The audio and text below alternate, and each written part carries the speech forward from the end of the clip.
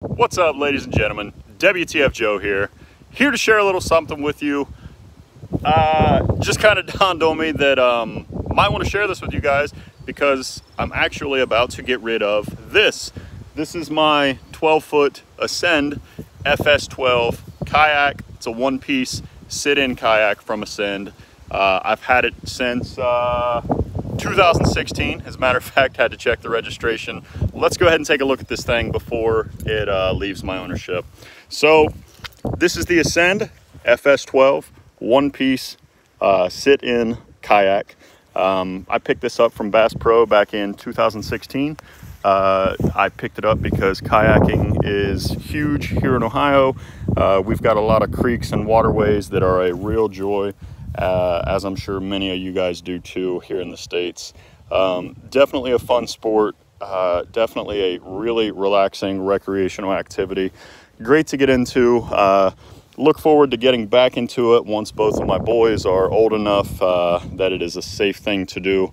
I do have a 5-year-old, which may be about ready to dive in, but my 1-year-old, as excited as he probably would be and willing as he would be, obviously not going to go there yet. But anyways, again, this is the Ascend FS12 kayak.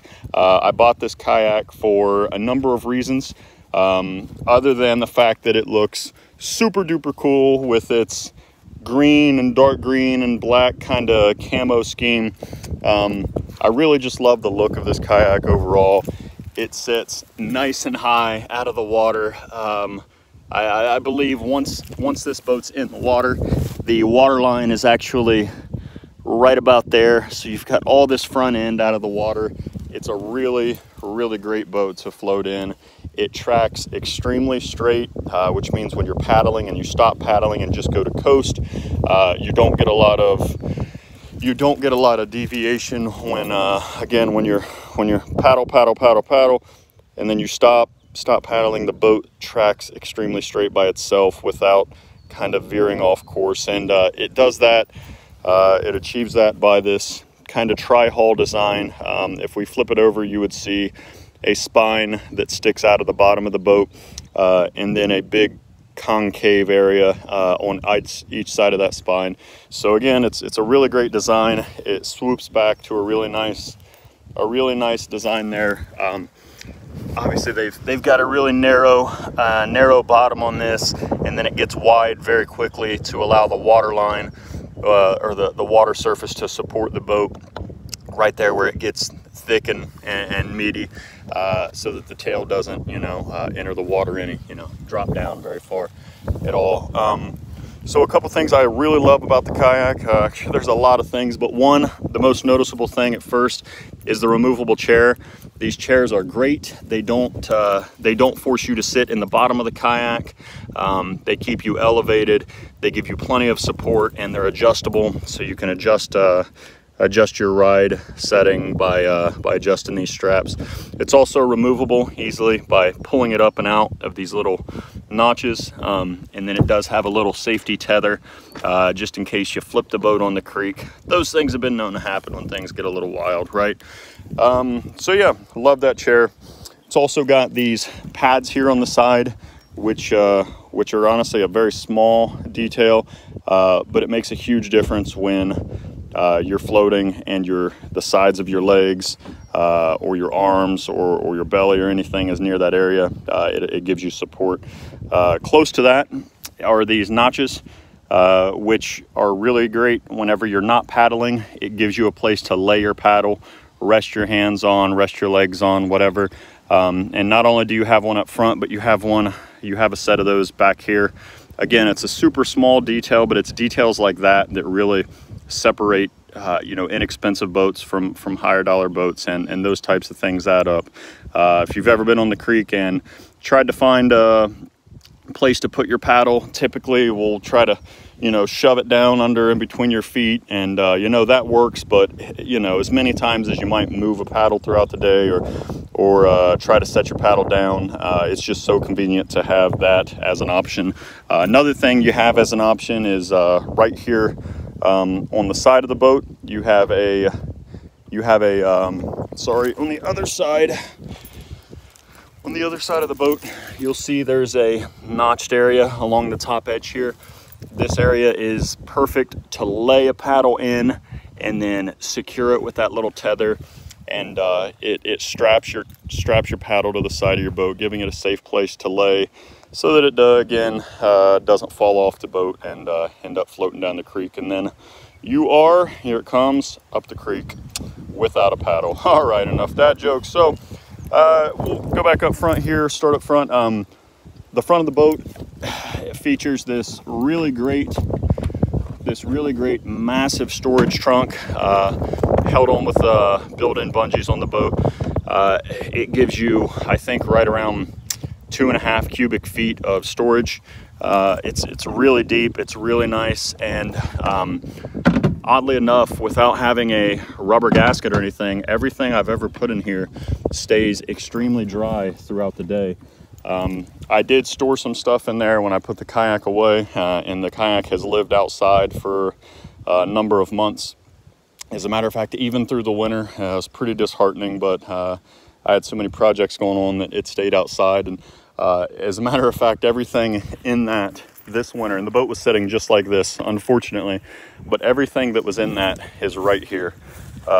There's a dry box, there's an old pair of shades, and I mean, you can see how dry it stayed in there, dry enough for insects and creatures to make cobwebs and stuff like that, dry enough for mice and ladybugs to live in and be happy with and destroy my nice Cabela's life vests. So yeah, nature seems to like that area as well.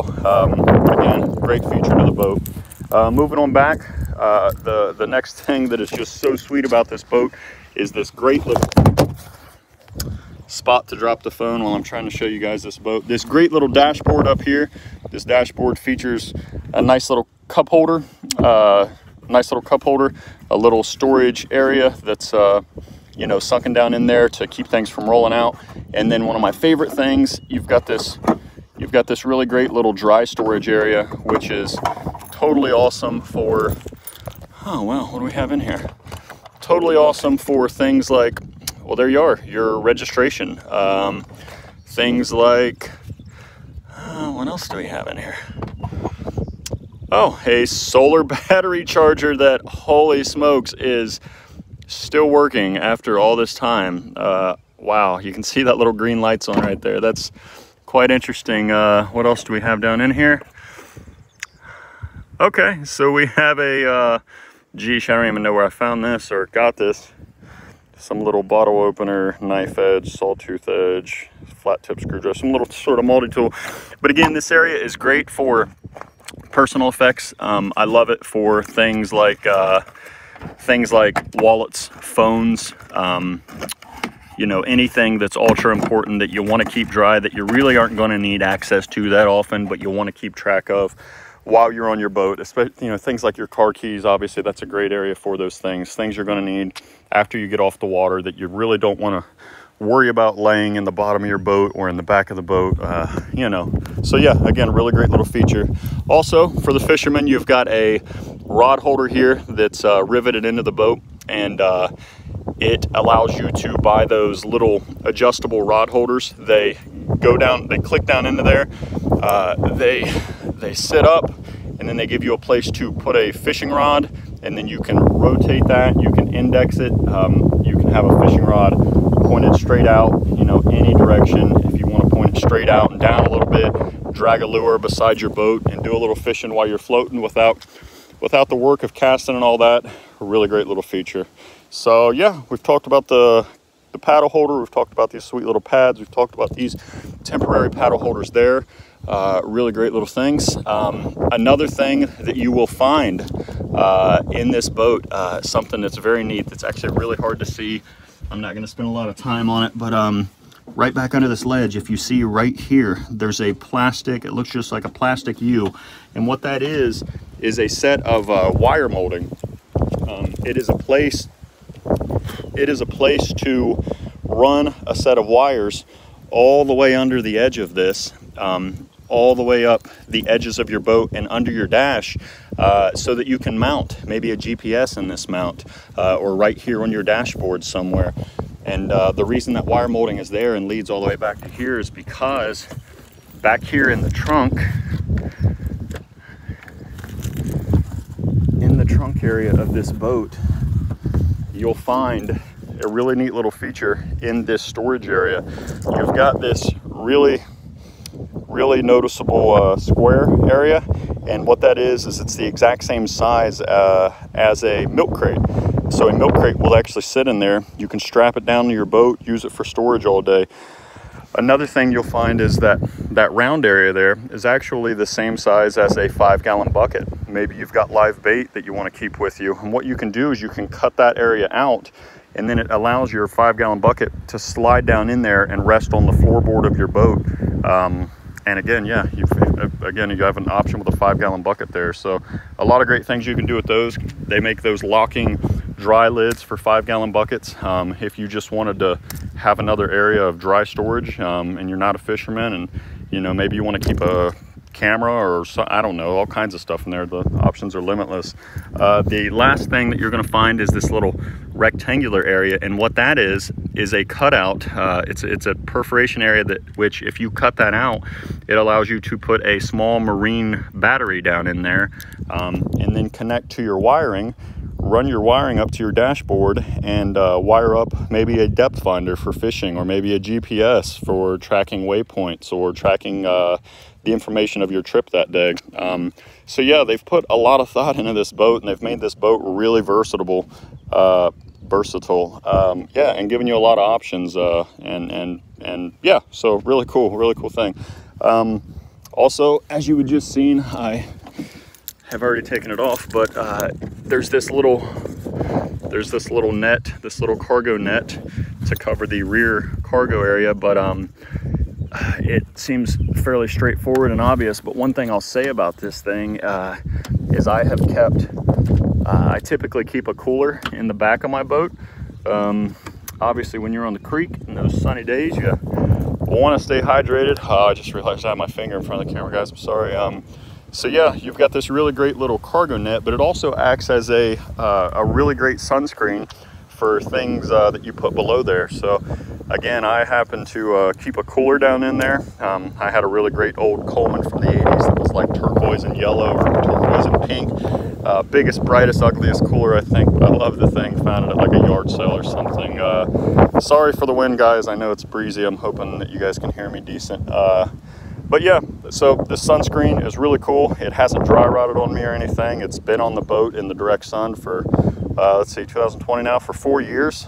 So this boat's really made well. It's really held up to the weather quite well. It did live a while the first year, under cover, like in a garage or something. And then after that, the thing's been outside. It just has. So yeah, kudos to Ascend for making a really great product. The last thing that, maybe the last thing that we'll speak about is right behind your seat. You have these holders here. Those are more fishing rod holders. They go down behind the back seat. They angle in. So when you put your rods in, if you can store a couple extra rods. And the great thing about those is they put a little thought behind that. When you put your rods in, instead of sticking straight up and down out of the boat, they kind of chill back at a really nice angle. So the reason I like that so much is because when you're on the creek and maybe a gust of wind like today catches you and puts you underneath trees, it's nothing for a tree to catch a hold of your $200 fishing rod or more, or if you're smarter than I am, probably don't take such nice stuff on the creek sometimes. But I've had it happen. I've had rods rigged up with lures with multiple hooks on it, and they've grabbed trees and they've been pulled out of it, and I've had to drop anchor and go fishing around for a set of hooks and a fishing rod. But yeah, speaking of anchor, one of the last things we'll talk about is the fact that it comes with this really great little anchor. Really great little anchor, as a matter of fact. It stays compact when you're not using it, but when you do want to deploy it, you just pull this little coupler up, and the claws will fall down and spread out. And when you want to store it away, it has this little coupler that, listen, I'm not going to be able to do this with one hand, but it has this coupler that comes up. Yeah, maybe I will. it has this coupler that comes up and locks them all in. So yeah, there we go. So then when it's not in use, they're just kind of together, not grabbing a hold of things.